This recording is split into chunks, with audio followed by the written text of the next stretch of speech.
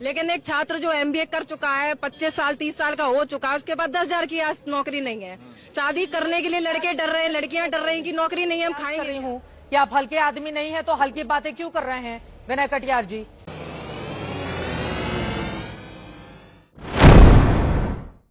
आदाब, मैं हूं मुमताज आलम रिजवी और दो तस्वीरें इस वक्त आपकी खिदमत में, दो खबरें जिनका पोस्टमार्टम किया जाएगा।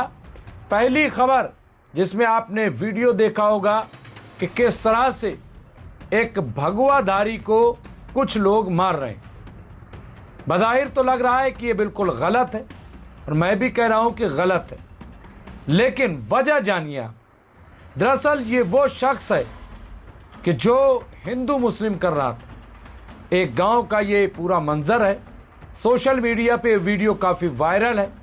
हिंदू मुस्लिम जिस तरह से देखिए शहर से लेकर गांव तक एक नफरत का माहौल खड़ा कर दिया गया है, आपस में लड़वाने का, झगड़ा कराने का, कहीं किसी इशू पे, कहीं गाय के नाम पे, कहीं पीपल के पेड़ के नाम पे, कहीं मंदिर के नाम पे, कहीं मस्जिद के नाम पे एक पूरा वावैला मचा हुआ है।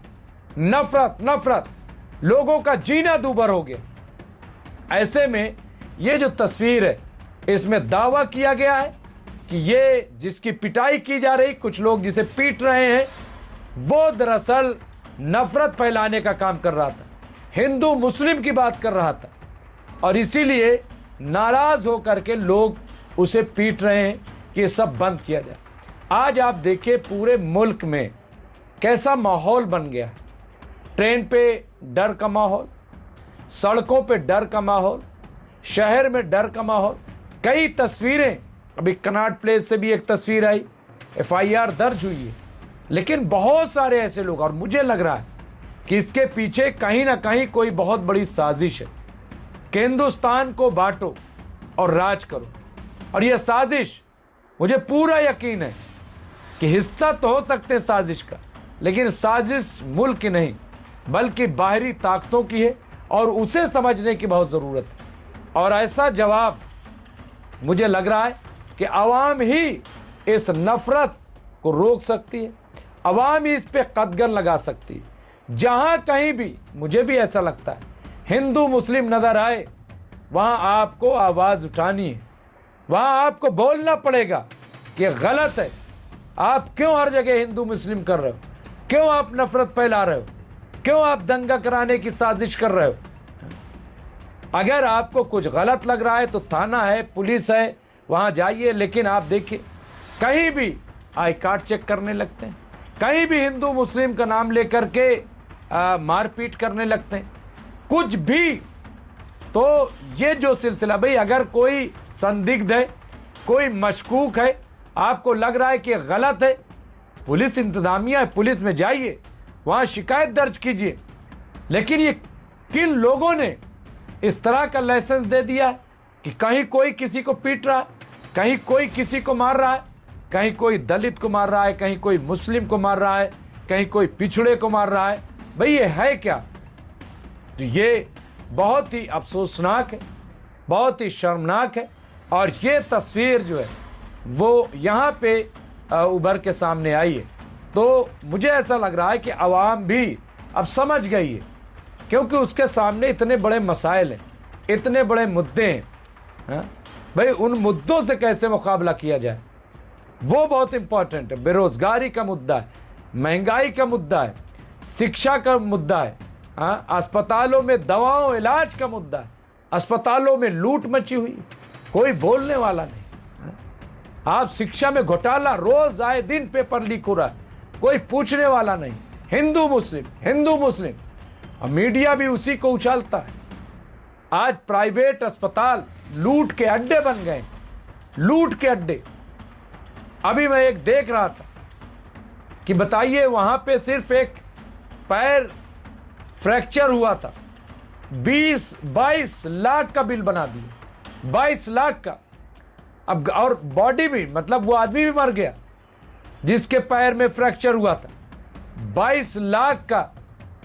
अब वो घर वाले परेशान हो गए, उन्होंने हंगामा कर दिया कि सोने का पैर लगाया, चांदी का पैर लगाया, ये कैसे 22 लाख हो गया।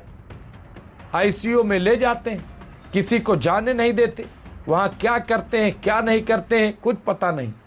लूट, कहां जाए इंसान, लेकिन उस पर कोई सवाल नहीं उठाता, उस पर कोई डिबेट नहीं होती है। आज प्राइवेट इंस्टीट्यूशन लूट रहे हैं शिक्षा के नाम पे। एक MBBS के लिए 1 करोड़ 20 लाख लगता है। आप बताइए 1 करोड़ 20 लाख रुपया लगा करके कौन इंसान जाएगा, अवामी खिदमत करेगा? कौन अवामी खिदमत करेगा आप बताइए। लेकिन ये हो रहा है, उस पर कोई तवज्जो नहीं। हिंदू मुस्लिम, मंदिर मस्जिद, ये सिर्फ अपनी नाकामियों को छुपाने के लिए, इसके अलावा कोई नहीं। मैं इसलिए बात कर रहा हूं क्योंकि अभी अयोध्या में चंदा चोरी का मामला चल रहा है। ये दूसरी स्टोरी मैं आपको दे रहा हूं। पहली स्टोरी आपने देखी, दूसरी स्टोरी ये है कि अभी अयोध्या में चंदा चोरी का पूरा मामला चल रहा है और अभी जांच और बड़े पैमाने पे हो रही, नए नए नाम सामने आ रहे हैं। अब केदारनाथ में खबर ये आई है कि केदारनाथ में अब बड़े पैमाने पर चंदा चोरी हुआ है, वहां पे भी जांच शुरू हो गई।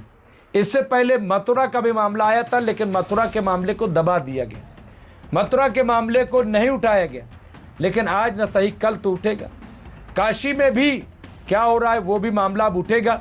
अब यहाँ पे देखिए जो रिपोर्ट है, अयोध्या राम मंदिर में दान चोरी के आरोपों के बीच देश के एक और प्रतिष्ठित मंदिर में चढ़ावे में गड़बड़ी के आरोप लगे हैं। बद्रीनाथ धाम में भी, ये उत्तराखंड में बद्रीनाथ धाम में भी चढ़ावे और दान पुण्य में गड़बड़ी के आरोप सामने आए हैं और लग रहे हैं। सोशल मीडिया पर भी इस आरोप को लेकर गर्मजोशी देखी जा रही है। वहीं ऐसी सूचना मिलने पर बद्रीनाथ केदारनाथ मंदिर समिति BKTC ने फौरन एक्शन ले लिया है। एक कमेटी समिति के अध्यक्ष हेमंत द्विवेदी ने कहा कि इन आरोपों को बहुत गंभीरता से लिया गया है, यानी उसे नजरअंदाज नहीं किया गया, और अगर चंदा चोरी हुआ है तो उसकी जांच होगी। उन्होंने कहा पूरे मामले की निष्पक्ष और पारदर्शी जांच के लिए एक जांच समिति बना दी गई है। आरोपों से जुड़े कर्मचारियों से स्पष्टीकरण मांगा गया है। अगर कोई गलती पाई गई तो किसी को भी नहीं बख्शा जाएगा। तो आप देखिए बद्रीनाथ केदारनाथ में भी ये पूरा मामला सामने आया है। ये यहाँ पर भी उसी तरीके की चीज़ें सामने आई हैं, अभी और चीज़ें सामने आना बाकी हैं। तो ये जो चल रहा है, ये जो धोखाधड़ी है, आप बताइए कि फिर कहाँ इंसान महफूज रहेगा, कहाँ क्या होगा। अभी अजमेर में भी वहाँ पे 20 लाख की चोरी दिखाई गई, हालांकि वो चोरी नहीं है। जैसा कि बताया जा रहा है कि किसी ने चढ़ावे के लिए कहा था और उसने वो चढ़ावा नहीं दिया, लेकिन इसको चोरी नहीं, लेकिन फिर भी वहाँ उस मामले को भी उठाया जाना चाहिए, ऐसा लोग कह रहे हैं। लेकिन चूंकि वो मामला ही नहीं बन रहा है और उसे जानबूझ करके उठाने की कोशिश हो रही थी। लेकिन ये आप देखिए बद्रीनाथ केदारनाथ अयोध्या मथुरा के भी नाम यहाँ हेमंत द्विवेदी ने सोशल मीडिया पर किए जा रहे उस दावे का भी खंडन किया, जिसमें एक कर्मचारी को उनका निजी सचिव बताया जा रहा है। उन्होंने स्पष्ट किया है कि संबंधित व्यक्ति उनका निजी सचिव नहीं बल्कि BKTC का एक नियमित सरकारी कर्मचारी है, सरकारी कर्मचारी है। ये बहुत इंपॉर्टेंट है। उन्होंने कहा यदि जांच में आरोप सही पाए जाते हैं तो किसी भी दोषी को बख्शा नहीं जाएगा। तो यहाँ पे देखिए ये मामला सामने आया, अभी और मामले सामने आएंगे। सवाल ये है कि अब इस पे बहस क्यों नहीं हुई? इस पर भी बहस होनी चाहिए, इस पे भी चर्चा होनी चाहिए। हाँ, तो जो रियल इशू है जब इस पे सवाल कीजिए तो बात तो सही है कि 24 घंटे का चैनल है और 24 घंटे में हम 18 घंटे इस तरह के मामले को भी दिखाते हैं।